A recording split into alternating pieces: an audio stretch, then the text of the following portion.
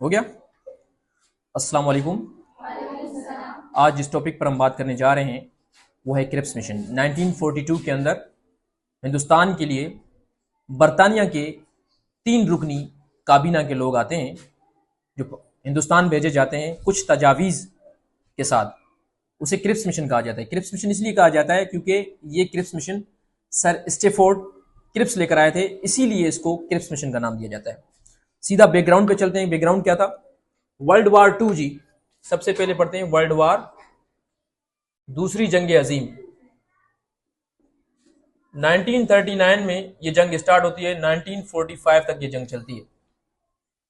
इस जंग की वजह से ये जो बरतानिया होता है ये बहुत प्रेशराइज्ड होता है। उसकी वजह ये है कि ये बड़ा इत्तेहादी होता है इस जंग का। दीगर भी ममालिक इस जंग का हिस्सा होते हैं, लेकिन इसका भी एक कलीदी और अहम किरदार है इस जंग के अंदर। इसी वजह से 1942 के अंदर जापान जो है वो हमला कर देता है। कहां पे हमला कर देता है जी? बर्मा के ऊपर। बर्मा चूंकि इंडिया का हिस्सा था और इंडिया जो थी वो बरतानिया की कॉलोनी बनी हुई थी। बरतानिया ने उसे अपनी कॉलोनी बनाया हुआ था, इंडिया का हिस्सा था। तो यहां पर बरतानिया चाहता था कि जो इंडियंस हैं, हिंदुस्तानी हैं, जो ख्वा वो मुस्लिम हैं या हिंदू हैं, वो उन्हें सपोर्ट करें। ठीक है जी, सपोर्ट करें। क्या सपोर्ट करेंगे भाई? वो उनकी तरफ से इस जंग का हिस्सा बने। उनकी तरफ से इस जंग का हिस्सा बने। अगर वो उनकी तरफ से इस जंग का हिस्सा बनेंगे तो फिर क्या होगा?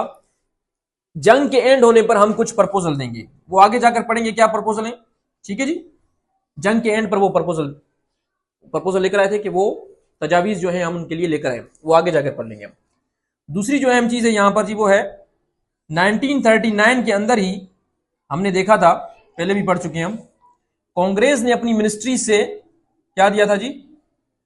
रिजाइन किया था। ठीक है जी, वो चाहते थे कि अभी हमें सेल्फ रूल चाहिए, यानी हम ही इस खित्ते के ऊपर हुकूमत करें। हमसे मुराद सिंगल यूनियन इंडिया बनाया जाए, सिंगल यूनियन ऑफ इंडिया। ठीक है जी, बनाया जाए।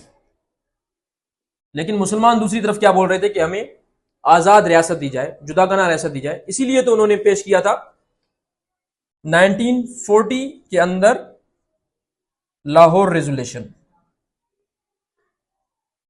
लाहौर रेजोल्यूशन जी,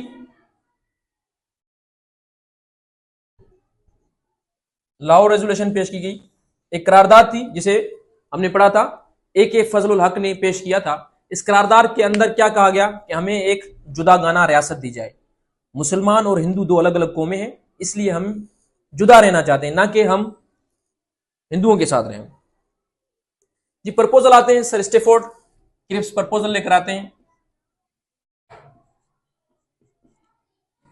स्टेफोर्ड ये बरतानिया की जो कैबिनेट है, यानी वहां पर जो हुकूमत बनी हुई है उसका हिस्सा है, और इसके साथ 2 और लोग होते हैं, 3 लोगों की काबीना होती है।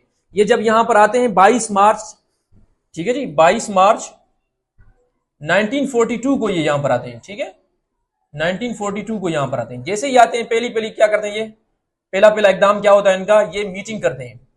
किनसे मीटिंग करते हैं जी? इंडियन लीडर से। अब यहां पर इंडियन लीडर से मुराद कौन से लोग हैं जी?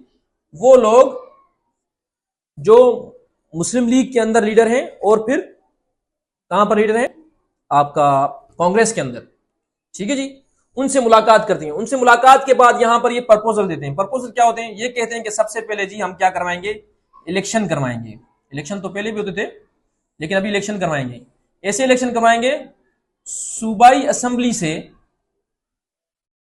लोगों को चुना जाएगा। किसके लिए? कानून साज असेंबली के लिए। ठीक है जी। दूसरी चीज, कानून साज असेंबली बनाई जाएगी, यानी कि हिंदुस्तानी अब अपना कानून खुद बनाएंगे, अब बनाएंगे खुद। लेकिन 1942 से पहले कानून हिंदुस्तानी नहीं बनाते थे। हिंदुस्तानियों के लिए कानून कौन बनाता था? बरतानिया बनाता था। लेकिन अभी ये कह रहे हैं कि हम आप लोगों को छोड़ेंगे कि आप ही कानून बनाएं जी अपने लिए। सही है जी। 60% वोट जो लेकर आता है 60% वोट जो भी लेकर आएगा हम उसे जुदागाना, अगर वो जुदागाना हैसियत चाहता है, जुदा रहना चाहता है, तो हम उसे जुदागाना रियासत भी या जुदागाना हैसियत भी दे सकते हैं हम। इसके अलावा जी एक और था इस प्रपोजल के अंदर चीज, वो ये था कि शाही रियासतें, यानी ये बादशाह, महाराजा, मलकाएं जितनी भी थी, ये भी अगर इस असेंबली का हिस्सा बनना चाहें, इस इलेक्शन का हिस्सा बनना चाहें, तो ये भी बन सकते हैं। अहम चीज, इसको डोमिनियन स्टेट की हैसियत दी जाएगी। डोमिनियन स्टेट क्या होता है जी? कि इसका कंट्रोल, हिंदुस्तान का कंट्रोल तो यूके के पास होगा, ठीक है, यूके के पास होगा, लेकिन कानून वो खुद बनाएंगे। बाकी जो दीगर छोटी मोटी चीजें, वो सारी चीजें हिंदुस्तान के अंदर जो होंगी वो खुद ही मैनेज करेंगे, लेकिन कंट्रोल जो होगा वो किसके पास होगा? अभी भी यूके के पास होगा। समझ आ रही है बात? ये चंद प्रपोजल लेकर आए थे, लेकिन इन प्रपोजल को कांग्रेस ने, इन द रिजल्ट हम देखते हैं क्या हुआ। कांग्रेस और मुस्लिम लीग ने इसको रिजेक्ट कर दिया। क्यों रिजेक्ट किया जी? कांग्रेस चाहती थी कि सबसे पहले जो है सेल्फ रूल चाहिए हमें, हम चाहते हैं कि हमें आजादी दी जाए, बस सिंगल यूनियन ऑफ इंडिया बनाया जाए, एक ही हिंदुस्तान बनाया जाए, उसको आजादी दी जाए, मुसलमान भी हमारे साथ मिलकर चलें इस एक ही मुल्क के अंदर, सेल्फ रूल बनाया जाए। दूसरी जो बात की थी उन्होंने कि ये जो पर्पज आप लेकर आए हो ना, ये जो प्रपोजल आप लोग लेकर आए हो, इसको इमीडिएट ट्रांसफर करो ना, इसमें देरी क्यों लगा रहे हो? यानी ये क्यों शर्त है? कुछ तो हमें दो, कुछ चीज तो दो। ये क्यों शर्त आप लोगों ने लगाई है कि जब वार खत्म होगी, वर्ल्ड वार 2 खत्म होगी जब, ठीक है, उसके बाद ये सारी चीजें लागू करेंगे। उसके बाद का क्या भरोसा है? कोई तो चीज लेकर आओ ऐसी जो अभी हमारे हैंड ओवर कर दो, लागू कर दो, नाफिज कर दो, उसके बाद इसको देखा जाएगा। उन्होंने कहा कि भाई हमारी तरफ से ये रिजेक्ट है।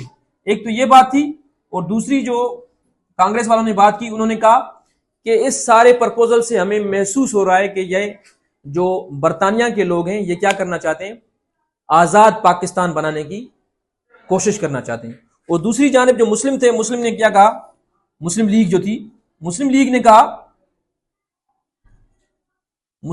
कहा कि ये जी बातें जो हो रही हैं, ये इससे पाकिस्तान बनता हुआ नजर नहीं आ रहा, इसलिए मुस्लिम लीग ने भी इसको रिजेक्ट कर दिया। ये जी था आपका क्रिप्स मिशन। यहां पर कोई सवाल हो आप लोगों को तो पूछ सकते हो। समझ में आ गया?